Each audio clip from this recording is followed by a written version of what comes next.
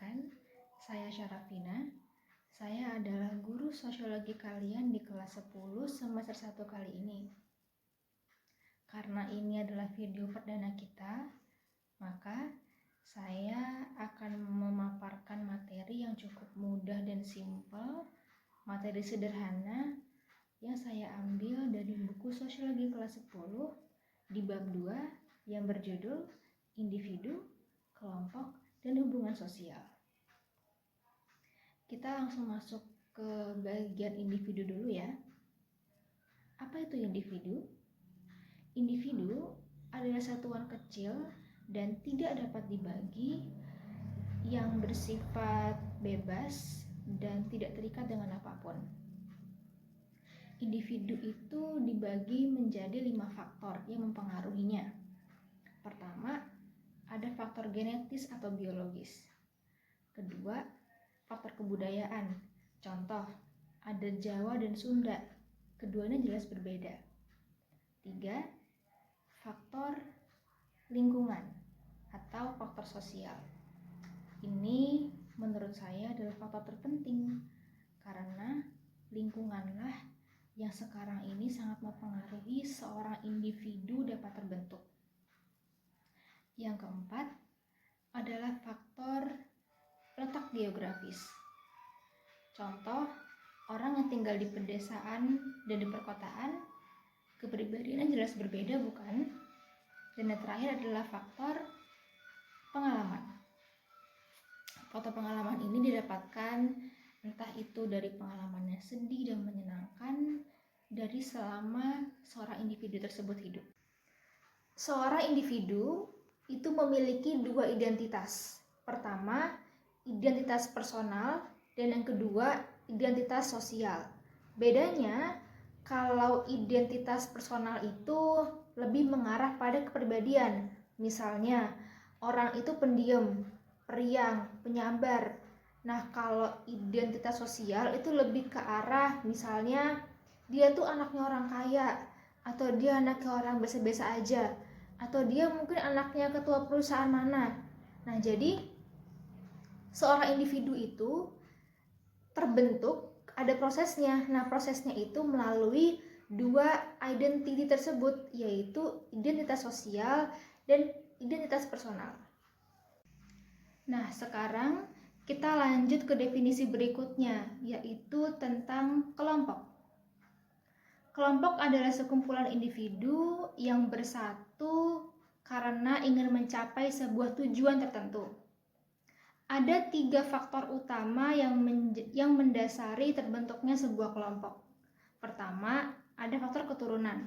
Misalnya, orang-orang yang lahir dari keturunan ningrat atau keraton. Nah, mereka itu terkumpul dalam sebuah komplek yang sama, yaitu di keratonan, dan mereka tinggal di komplek yang sama dengan lingkungan yang serupa juga sesuai dengan keturunannya. Yang kedua, ada faktor kesamaan kepentingan. Misalnya, kita ambil contoh mahasiswa yang mereka tinggal di luar negeri, misalnya mahasiswa Jerman. Nah, di sana itu ada yang namanya KBRI Jerman, yaitu sebuah perkumpulan mahasiswa Indonesia yang berkuliah di Jerman. Terus yang ketiga, ada juga kesamaan kebudayaan. Misalnya orang-orang yang tinggal di Solo, tapi mereka itu sebenarnya asli orang Batak. Nah, mereka bisa membentuk sebuah perkumpulan khusus orang-orang Medan yang tinggal di kawasan Solo.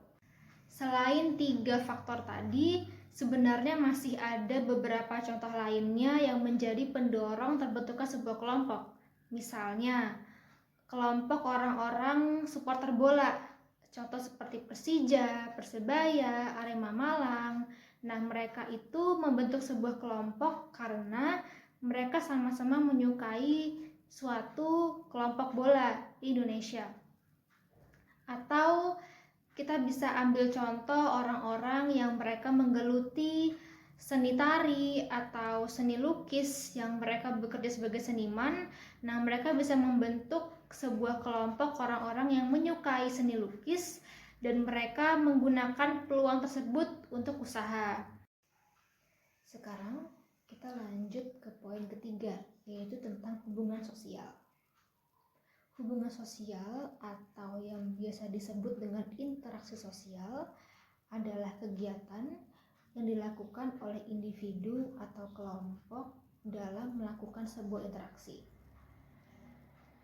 Interaksi sosial ini memiliki sebuah syarat dan ciri-ciri yang menentukan apakah kegiatan tersebut dapat dikatakan sebagai suatu interaksi atau tidak. Salah satu contohnya adalah adanya pelaku atau adanya aktor, yaitu adanya individu atau kelompok yang terlibat. Ada waktu dan tempatnya, ada tujuannya, dan ada komunikasi yang dilakukan antara kedua belah pihak. Ada 6 faktor yang mempengaruhi sebuah hubungan sosial. Di antaranya adalah empati, simpati, identifikasi, motivasi, imitasi, dan sugesti. Selain itu, hubungan sosial juga memiliki 2 proses yang membentuk sebuah hubungan sosial. Yang pertama ada proses asosiatif dan yang kedua ada proses disasosiatif. Apa bedanya? Proses asosiatif adalah sebuah hubungan sosial yang sifatnya itu positif. Contohnya seperti akomodasi, kerjasama, amalgamasi, dan kegiatan positif lainnya. Sedangkan kalau disasosiatif itu seperti konflik, perpecahan, dan kontroversi. Nah, dalam hubungan sosial itu nggak semuanya loh berbau hal-hal yang positif. Ada juga hal-hal negatif yang menjadikan hubungan sosial itu ada plus minusnya. Dampak positif dari hubungan sosial yaitu kita bisa meningkatkan relasi, setelah itu juga bisa meningkatkan nilai dan norma sosial di masyarakat, bisa menciptakan sebuah kondisi sosial yang terstruktur. Selain itu, sisi negatif dari hubungan sosial bisa timbulnya perpecahan, adanya konflik, atau kalau misalnya kalian tahu seperti orang-orang yang terlalu fanatik dalam suatu golongan itu juga dapat menimbulkan sebuah kontroversi, dapat menimbulkan sebuah hal negatif. Nah, dalam hubungan sosial ini tentunya kita juga memiliki sebuah institusi yang dapat menaungi setiap elemen dari masyarakat. Nah, fungsi dari sebuah institusi sosial adalah untuk dapat mengatur jalannya kelancaran sosialisasi di masyarakat, untuk dapat mengatur bagaimana masyarakat di Indonesia ini dapat tercipta masyarakat yang damai, yang akur, yang tidak ada kontroversi yang berlebihan. Jadi sudah ada yang menaungi perilaku kita, sudah ada yang mengawasi tingkah laku masyarakat di lingkungan agar dapat berjalan dengan kondusif, meskipun juga ada konflik, ada kontroversi, namun dapat diatur dan dinaungi oleh sebuah institusi sosial di masyarakat. Nah, sekian pembelajaran kita pada kali ini.